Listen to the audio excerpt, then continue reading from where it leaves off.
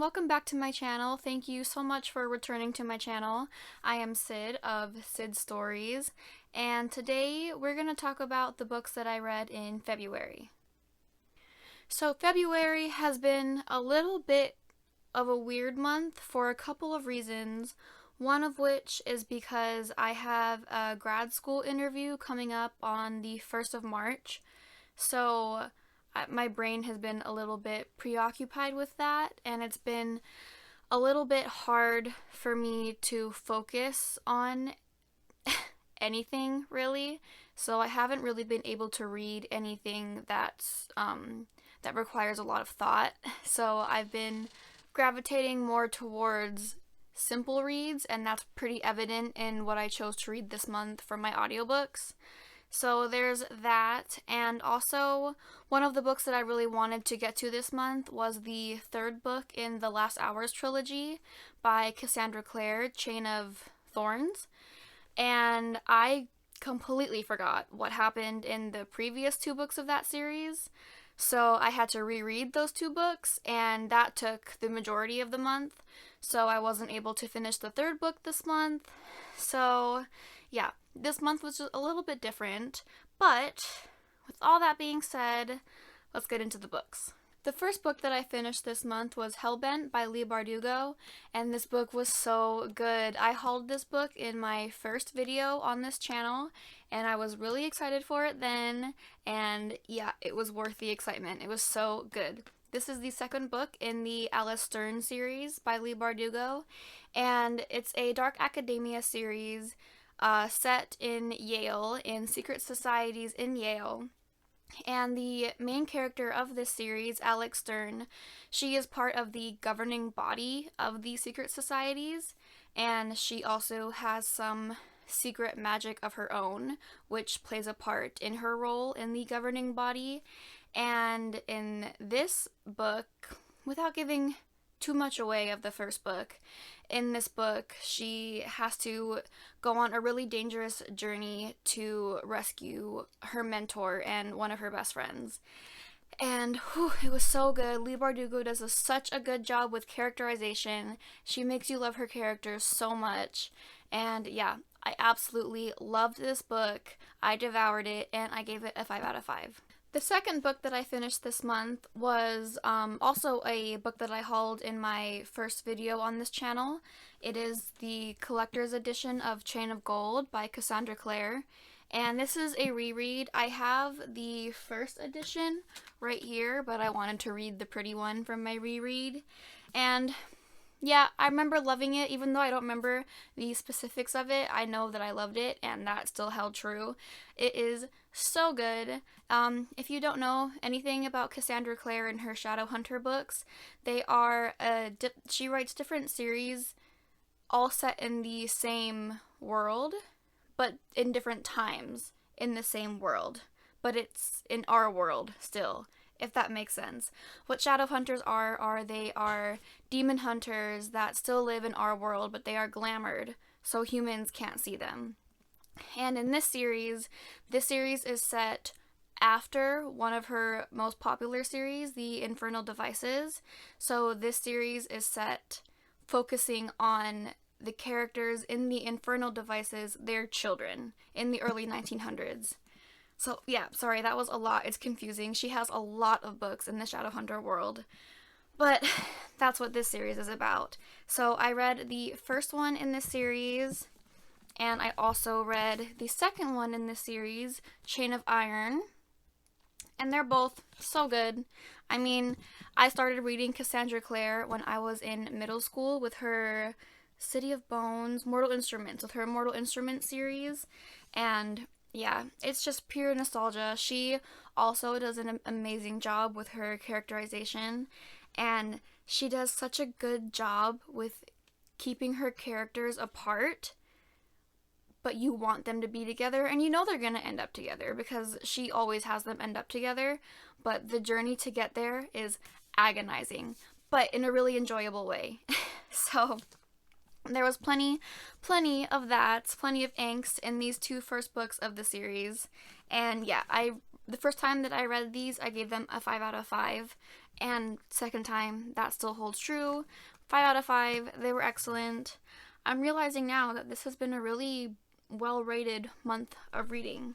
And I have started the third book of the trilogy, the last book, and I'm about probably a quarter of the way through right now. That'll be in my wrap-up for next month. But so far, I'm really enjoying it, and I'm actually really sad that it's coming to an end. So my review for that one will be in my next month wrap-up. Okay, so those are the 3 physical books that I read this month, and now we're going to go to the books that are a little bit different. They're the audiobooks, and they are the first 2 books of the School for Good and Evil series. The first one being The School for Good and Evil, and the second one being The School for Good and Evil, A World Without Princes by Soman Chainani. I have the pronunciation there because I knew that I was going to butcher it. And I'm going to talk about the first book of the series first. So this series is definitely geared more towards a younger audience, which is what I meant when I said earlier that I wanted to read something that was more simple to read, to give my brain a little bit of a break from all of the grad school interview stress. I would say the age range for this book is maybe middle grade, maybe around the age of that I would have been when I read Percy Jackson. So not super young, but definitely younger than I am. But it was exactly what I was looking for in terms of writing style. And this series actually has a really interesting premise. There is a school for good and a school for evil. And in the school for good, that is where they train heroes and princesses that are in fairy tales, and in the school for evil, that's where they train villains and villain sidekicks and villain creatures that are in different fairy tales. The books talk about how they taught students like Sleeping Beauty, but also the Sea Witch from Little Mermaid and things like that. And I really like how the series tied in real life fairy tales into them actually being taught at the school. And in this series, we follow Sophie and Agatha. Sophie believes that she is destined for the School of Good. Agatha believes that she is destined for the School of Evil. But upon their arrival, Sophie gets placed into the School of Evil, and Agatha gets placed into the School of Good. And we follow their journey through that and figuring out how that happened and what are they going to do. I really enjoyed the first book of this series. I thought it was very sweet and it had very good messages in terms of friendship and not necessarily needing a man for true love or a romantic form of true love. You can find true love in friendship. And I thought that was a really good message, especially because the book is geared towards younger readers. And yeah, it had a really good conflict at the end. It had very good and enjoyable characters. I like that the book also had some morally gray characters, especially those who attended the School of Evil. They weren't purely evil. They had some goodness to them. So that kind of brings into the question the whole foundation of the idea of the story, but I do think that that might get expanded upon in later books. But anyway, I'm digressing. Yeah, overall, this was an excellent reader. The narrator of the story did an excellent job. Her name is Polly something. I think it's the only narrator. So yeah, it's Polly something, and she did an excellent job. She did different voices for everyone, and yeah, I really enjoyed it. I gave this one a 4.5 out of 5. For the next book in the series, The School of Good and Evil, A World Without Princes, I still enjoyed it. It was still good, but it kind of took a sharp turn in terms of the messages that it was trying to get across. So in this story, instead of there being a school for good and evil for a plethora of reasons that happened in book 1, the schools are now split into the school for girls and boys. And the characterization that the author does for the girls and the boys in the separate schools, I think are kind of offensive. For example, this is just one example of many. For one of the girls in the school, because it's only a school for girls now, she feels that she doesn't need to impress boys anymore. So she stops watching what she eats and she starts to gain weight. And then the author decides to point out every time this character has a scene, he wants to point out how fat she is. And he always describes how she's like jiggling and how her butt and her hips are big and stuff. And I don't know, I just thought that was weird. And it kind of left a weird taste in my mouth. And that was just one example. There was also several other examples of just weird gender characterization. And especially because this book is geared towards a younger audience. I don't know. I thought it was weird, but I still did enjoy the overall story. It had a very good plot and a very good climax. But it was just those little kind of descriptors that didn't even help the story along. They were just kind of there to make me feel weird almost. Yeah, they were just weird. That's the gist of it. They were weird. So I do think that I will continue with the series. But if the next book has that kind of writing and descriptors, I'll probably stop it there. But yeah.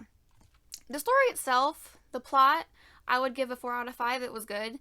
But because of those things that I talked about, it brought the overall rating down to a 3 out of 5. So, yeah, do with that information what you will. I know it's kind of hard to gauge that because it's so subjective, but yeah.